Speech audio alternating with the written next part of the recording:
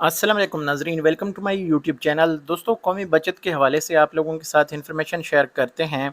यहाँ पे मोस्टली लोगों का सवाल है कि अगर हम फाइलर हो जाते हैं तो हमें इसका क्या फ़ायदा है, फाइलर होने का तरीका क्या है, और यहाँ पे हम ऑनलाइन कैसे चेक कर सकते हैं कि हम फाइलर हैं या फाइलर नहीं हैं। ये मैं आपको इस छोटी सी वीडियो में गाइड करने की कोशिश करूँगा।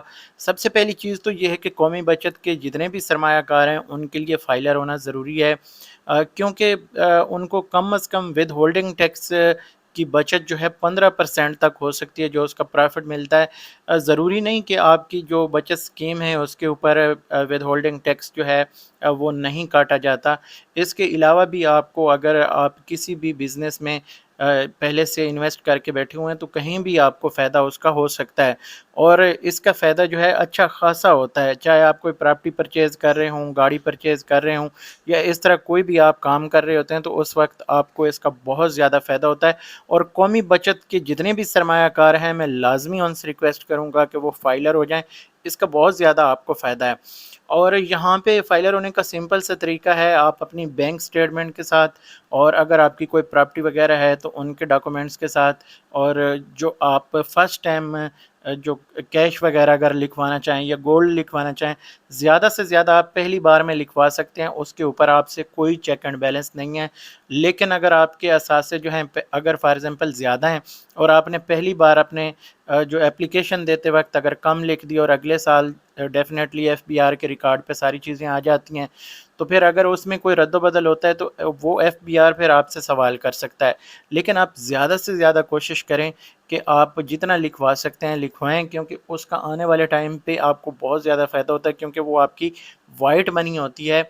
तो फर्स्ट टाइम में यानी कोई हर्ज नहीं होता। तो मैं खुद फाइलर हूँ, लेकिन फाइलर होने का जो फ़ायदा है वो आपको हर जगह पे है। पैसे बैंक से निकलवाने पे है, विद होल्डिंग टैक्स के हवाले से है, प्रॉपर्टी सेल परचेज़ करते हैं उस पे फ़ायदा है, कोई गाड़ी लेते हैं उसके ऊपर फ़ायदा है, काफ़ी सारे आपको फ़ायदे मिल जाते हैं। तो यहाँ पे ये तो सिंपल सा तरीका है कि आप अपने डॉक्यूमेंट्स जो भी, और लॉयर के साथ आप कंसल्ट करें। सिर्फ सम टाइम 3,000 4,000 5,000 मैक्सिमम उनकी फ़ीस होती है, और आपको वहाँ से यानी प्रॉफिट की मद में जो टैक्स बचता है वो बहुत ज़्यादा होता है। तो इस पे कोई आपसे जो है पकड़ नहीं है फर्स्ट टाइम पे।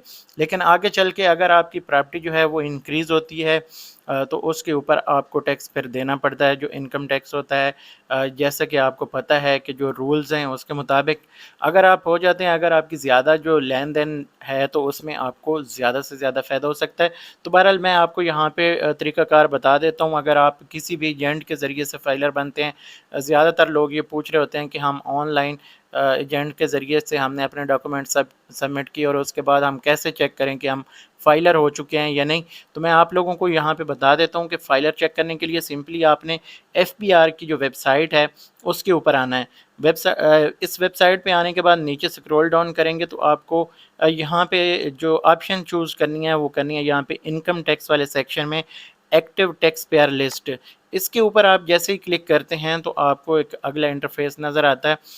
तो यहाँ पे आपने क्या करना है, check active tax payer status. Simply यहाँ पे आप जो है चेक कर सकते हैं, इसके बेनिफिट्स भी आप यहाँ पे देखना चाहें तो देख सकते हैं। अब नीचे आ जाएंगे, इसके ऊपर क्लिक करने के बाद नीचे आपको ये मिलेगा एटीएल स्टेटस चेक, ये क्लिक करेंगे और इस पेज पे आ जाएंगे। मैं डायरेक्टली आपको डिस्क्रिप्शन में इसका जो लिंक है दे दूंगा, आप सारी चीज़ें आपको करने की ज़रूरत नहीं। सिंपली आप क्या करेंगे, यहाँ पे एनटीएन नंबर के साथ अगर पहले से आप रजिस्टर्ड हैं तो कर सकते हैं, यानी आपको पता होगा कि आपका एनटीएन क्या है।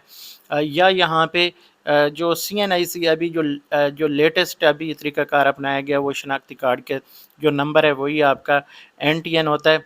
तो हम इसी के ज़रिए से जो है चेक करते हैं। तो यहाँ पे रजिस्ट्रेशन नंबर डेफ़िनेटली जो आईडी कार्ड है वो होगा, तो हम यहाँ पे चेक करेंगे, ये हम लिखेंगे, और डेट जो है ऑटोमेटिक आज की आ जाएगी, जिस डेट को हमने चेक करना होता है। और साथ ये हमें एक कोड मिल जाता है, ये कोड हमने यहाँ पे लिख देना होता है।